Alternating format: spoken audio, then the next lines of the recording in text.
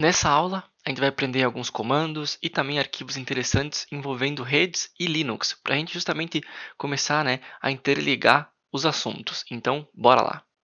Vamos começar pelo comando que a gente já aprendeu, que é o IPA. O comando IP ele tem diversas funções, O principal dele é justamente tu usar o A aqui para coletar algumas informações sobre as tuas redes e interfaces. Então a gente vê que tem algumas interfaces aqui, nesse caso tem duas só, mas conforme tu vai tendo mais dispositivos de rede, por exemplo, se eu colocasse uma antena Wi-Fi na minha máquina, eu poderia criar uma nova interface para ela, justamente para atribuir um novo IP para ela enfim, tratar ela como um dispositivo de rede adicional na minha máquina, tá? Então por isso que a gente às vezes tem diversas interfaces na mesma máquina. E aqui nessa interface, então, a gente consegue ver o IP. Então, a interface localhost, obviamente, vai ter o IP 127.0.0.1, que é acessível somente por nós. Tem o IPv6 também, então esse aqui seria o referente, do IPv4, Seria o relativo do IPv4 no o IPv6, 2.1. A nossa interface aqui de rede que conecta de fato, com outros dispositivos, está no IP 192.168.1.102, como a gente já viu. Máscara 24, então esse aqui é o CIDR, que a gente tem. O endereço de broadcast 192.168.1.255 e aqui também tem os endereços de IPv6 e percebam que o IPv6 ele pode ter máscara barra 24 até máscara 128, por exemplo. Então lembrem que isso aqui é elevado exponencialmente, Então lembra que quando a gente ia fazer o cálculo, tu tinha lá 32, 33, 34, e daí a diferença, da máscara, que tu fazia aquela continha, tu fazia o expoente daquilo. Então percebam que com 64 e com 128 a gente vai calcular, aquele valor daquele exponencial muito maior, um valor muito maior resultante. Então isso meio que mostra a magnitude da quantidade de PV6, que podem existir no mundo aí, né? Então dificilmente a gente vai esgotar todas as possibilidades de PV6. Aqui também tem o MAC address dos nossos dispositivos, o broadcast, o ARP do broadcast, o MAC address do broadcast, que normalmente a gente usa com o protocolo ARP. E aqui também a gente mostra que a interface está up, por exemplo, a gente poderia usar o comando IP para desligar a interface e deixar ela como down. Tem o comando ARP vai mostrar a tua ARP table, então a tabela ARP do teu dispositivo. Então lembra que a tabela ARP é para a gente mapear aonde que os endereços IPs estão, Essa é a função do protocolo ARP também. Então nesse caso aqui a gente mapeou que o endereço 115, que é o endereço do nosso Windows, ele está no MAC D8 5E alguma coisa, e esse outro endereço aqui é o endereço do nosso roteador, Que normalmente eu falei é o primeiro endereço da rede. Inclusive se a gente acessar aqui, a gente vai estar acessando o nosso roteador. E a gente pode também checar aqui no Windows, e no Windows a gente checa com, não é ifconfig, é ipconfig, como a gente já checou também. Então a gente pode checar o IPv4, aqui no ipconfig do Windows ele mostra o gateway também, o roteador, tá? Que no IPA aqui não mostra o roteador, Só na tabela ARP aqui, e nem necessariamente diz que isso aqui é o roteador, Para a gente ver o roteador no Linux, a gente poderia usar o iproute, comando iproute, que vai mostrar que esse default via quer dizer que a nossa rota default, se a gente não está mandando uma mensagem para quem está aqui dentro da máquina, a gente vai enviar para esse endereço aqui, que é o endereço, no caso, do nosso roteador. Tá? Então, se a gente não vai mandar diretamente para o endereço, por exemplo, vai mandar uma informação para a internet, a gente tem que passar primeiro pelo roteador. E aí, voltando aqui, no Windows, só a título de curiosidade também, a gente pode descobrir o MAC address com ipconfig/all. E daí a gente acha o MAC address aqui, ó, que vai bater com o mesmo que está aqui, se tudo estiver de acordo, D8 termina com AD, começa com D8 termina com AD, começa com D8 termina com AD. Joia. Falando de alguns arquivos interessantes, de rede.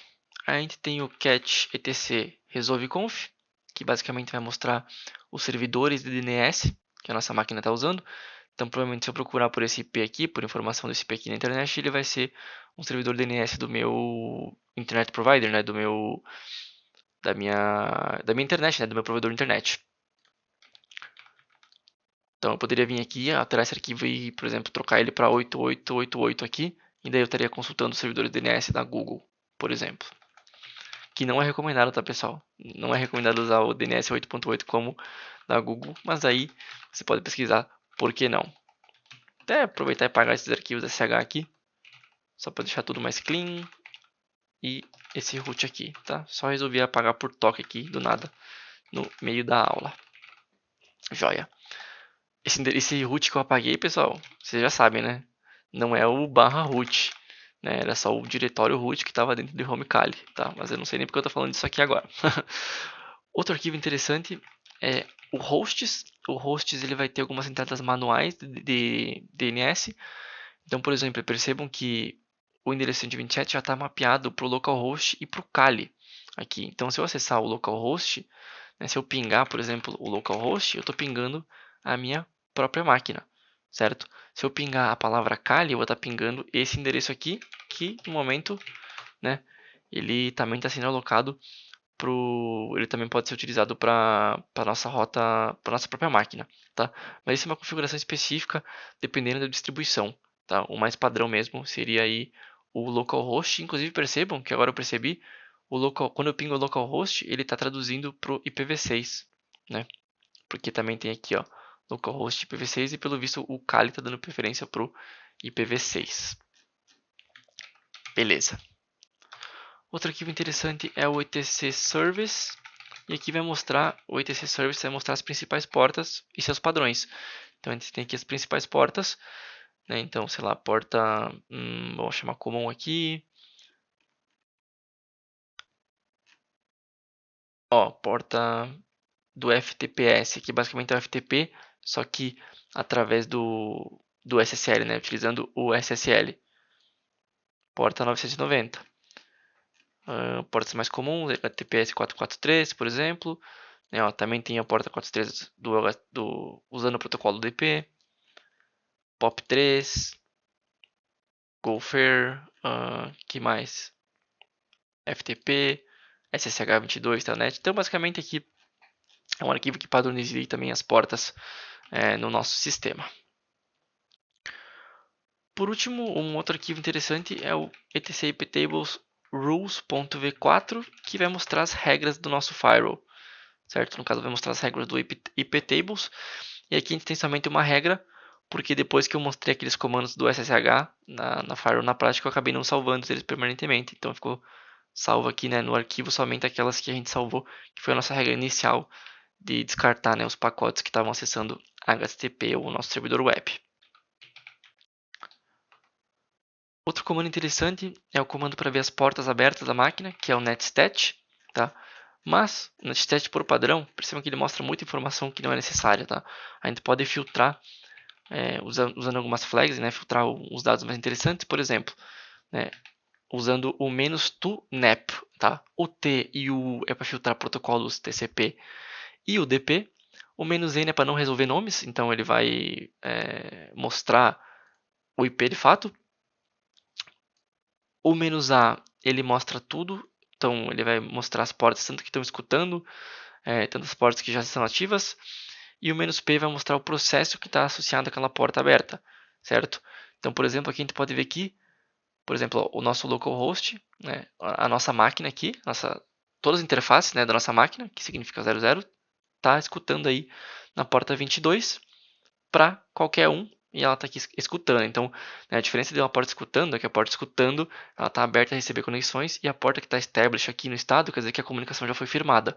Né? Nesse caso aqui, por exemplo, a gente vê que tem uma comunicação entre o nosso localhost, né, porque isso aqui é o nosso IP, entre o nosso IP com esse IP externo aqui. E esse IP externo aqui provavelmente é o próprio Firefox, né, que está fazendo essa comunicação aqui. Ó. Inclusive, a gente está conectando na porta 443. E se vocês bem lembram, a conexão disso aqui, né, se a gente colocasse uma flechinha aqui, né, mas basicamente o que isso aqui significa é um socket, né, pessoal? Então, aqui tem os sockets da comunicação que está fazendo com o Firefox. Se eu fechar o Firefox, provavelmente essas comunicações aí essas conexões vão sumir. Ó, percebam que aquelas lá já não estão rodando mais. Ela ainda se manteve aqui, provavelmente por algum processo de background que está rolando por trás, né, do terminal, mas o processo do Firefox em si já foi encerrado, tá?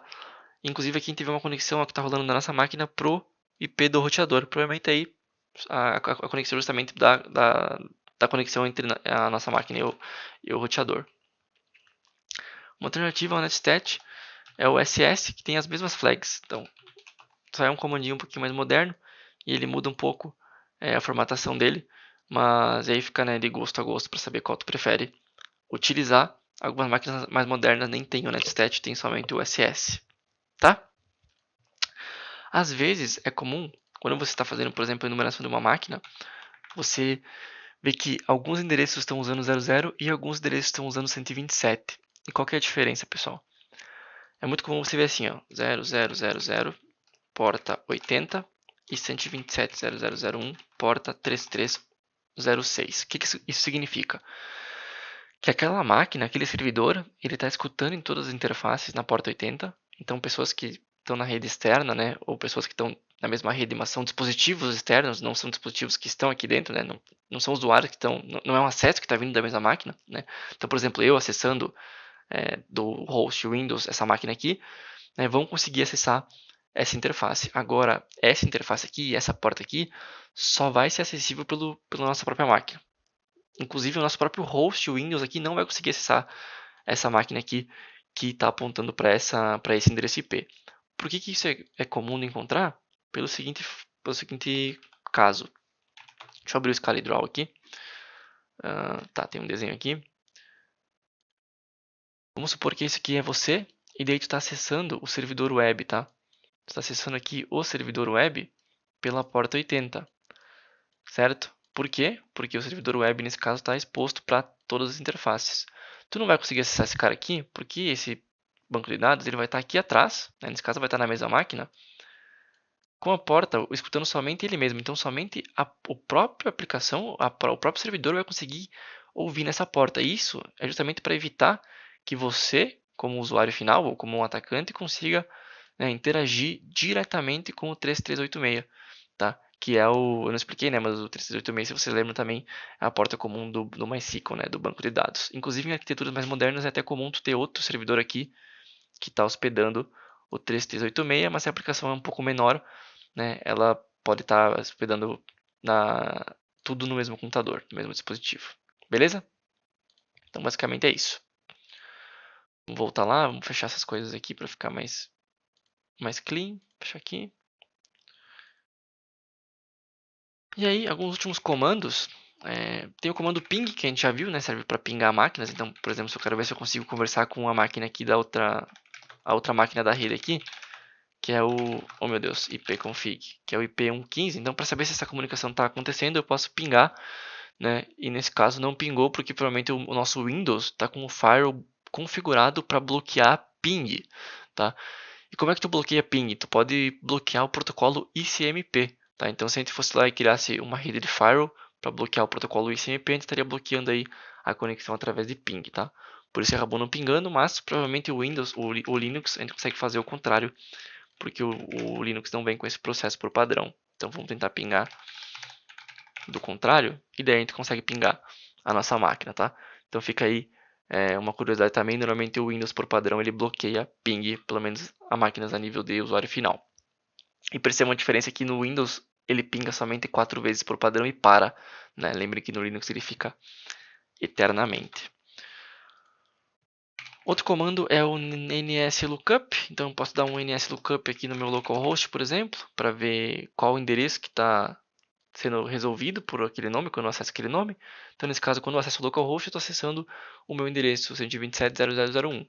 Se eu dou um cali, como a gente viu lá no arquivo etc hosts, o cali, bom, aqui ele acaba que não deu certo, né? Mas vamos pegar o cali não, né? Vamos pegar, por exemplo, o google.com. Esse é o IP que está sendo traduzido, então, né? E convertido quando eu acesso o google.com, por exemplo. Mas é claro, né? Nem sempre vai ser o mesmo IP. Nesse caso aqui, provavelmente sim. Mas se você está com outra máquina ou de outro lugar, o Google ou empresas grandes têm vários possíveis IPs que resolvem para o mesmo domínio. E por último, tu tem o comando lsoff. E o lsoff, ele serve para tu mostrar os processos abertos no Linux, mas se a gente dá um lsoff-i, a gente vai listar somente os processos de rede. Nesse caso não teve nenhum, mas se a gente abrir um Firefox aqui, a gente vai conseguir ver os processos que estão abertos no nosso Kali que estão envolvidos com rede. Nesse caso o Firefox está envolvido com rede, né, com a comunicação. Nesse caso aqui a gente consegue ver os sockets, por exemplo, né, sendo estabelecidos, muito parecido com o comando que a gente leu lá, né, com o arquivo que a gente leu lá do... o arquivo não, né, com a saída do netstat que a gente viu lá. Mas o LSOF ele fala especificamente dos arquivos, né, que estão rodando e também estão... Os comandos e arquivos que estão rodando e também estão envolvidos com alguma comunicação de rede. Tá? Então, nesse caso aqui, a gente consegue ver os sockets também que estão rolando com o Firefox aberto.